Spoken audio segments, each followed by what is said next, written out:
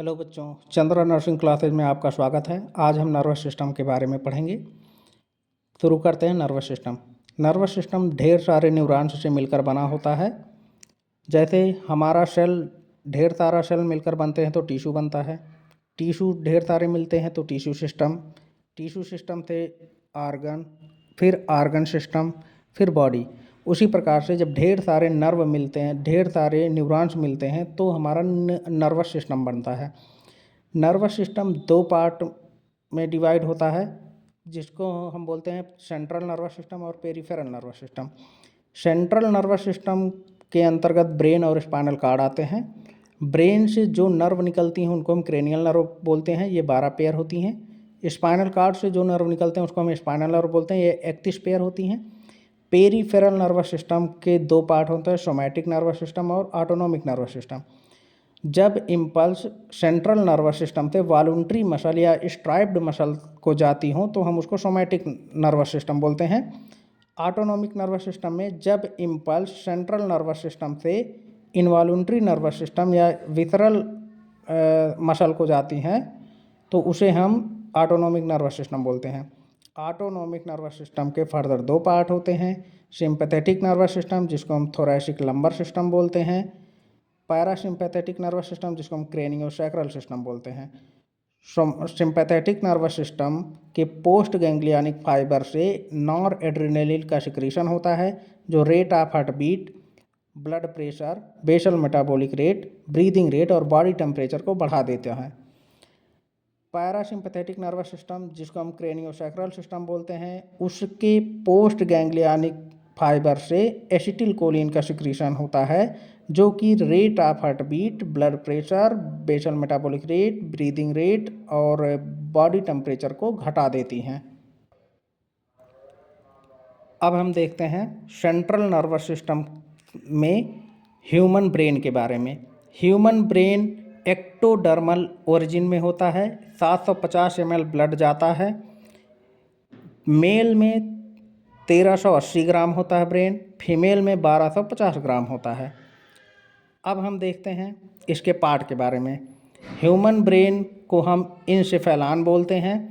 Human ब्रेन के 3 part होते हैं, फोर ब्रेन, मिड ब्रेन और हाइंड ब्रेन। फोर ब्रेन को प्रोसेंसिफेलान बोलते हैं। फोर ब्रेन या प्रोसेंसिफेलान दो पार्ट में होता है, टेलेंसिफेलान एंड डायंसिफेलान। टेलेंसिफेलान के अंतर्गत सेरिब्रम आता है। डायंसिफेलान के अंतर्गत थैलेमस, हाइपोथैलेमस एंड एपिथैलेमस आता है। सेरिब्रम इंटेलेक्चुअल प्रोसेस को कंट्रोल करता है। जितनी भी बुद्धिमत्ता वाले कार्य होते हैं सबका कंट्रोल सेरिब्रम में होता है।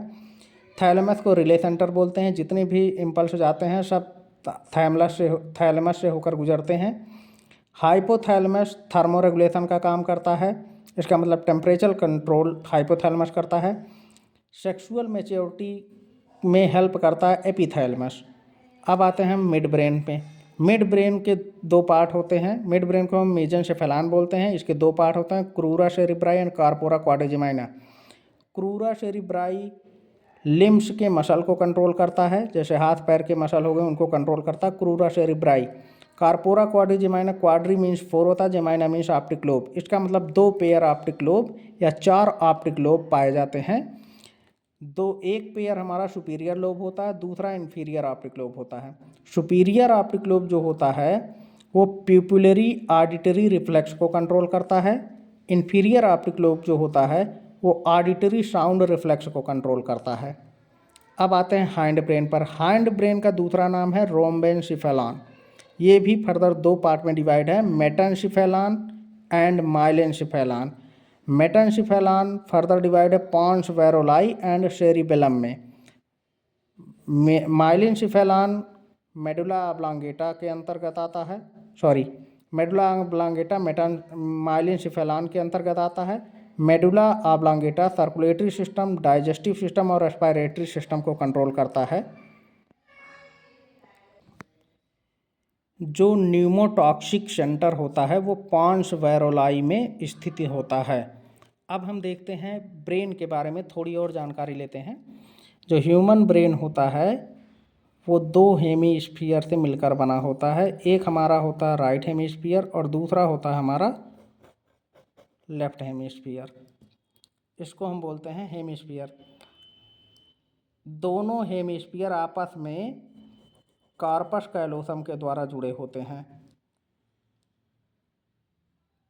हेमिस्फीयर के बाहर ब्रेन की कवरिंग होती है जिसको हम मेनाइंजेस बोलते हैं। तो मेनाइंजेस की 3 लेयर होती हैं। सबसे अंदर वाली लेयर है पाया मैटर। सबसे अंदर वाली लेयर पाया मैटर। बीच वाली लेयर को हम बोलते हैं अरेक्नोइड मैटर। Arachnoid matter. बाहरी वाली जो मेनाइंजेस की लेयर है उसको हम बोलते हैं ड्यूरा मैटर। Dura mater. तो ये हो गया हमारा हेमिस्फीयर, सेरिब्रम हेमिस्फीयर 2 हो गए। इनको जो कनेक्ट करता कार्पस कैलोसम हो गया। ये हमारे ब्रेन का हेमिस्फीयर है। इसकी कवरिंग को, ये जो 3 कवरिंग हम देख रहे हैं इसको बोलते हैं मेनाइंजेज। ये क्या है? मेनाइंजेज हैं। मेनाइंजेज। मेनाइंजेज की 3 लेयर होती है। सबसे अंदर वाली पाया मैटर, मिडिल वाली अरेक्नोइड मैटर और बाहर वाली होती है ड्यूरा मैटर। अब इसके ऊपर हमारा, इसके भी बाहर हमारा स्कल होता है जिसको हम बोलते हैं खोपड़ी। इसके ऊपर होता है स्कल।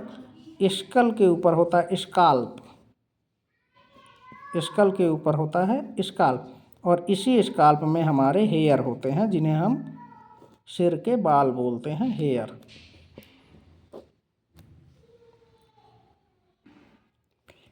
ड्यूरा मैटर के नीचे ये जो स्पेस दिख रहा है इसका मतलब ड्यूरा मैटर और अरेक्नोइड मैटर के बीच का जो स्पेस होता है उसको बोलते हैं सब ड्यूरल स्पेस।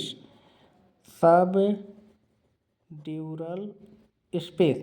सब मीन्स होता है नीचे, ड्यूरल का मतलब होता है ड्यूरा मैटर। ड्यूरा मैटर के नीचे जो स्पेस होगा उसको बोलेंगे सब ड्यूरल स्पेस।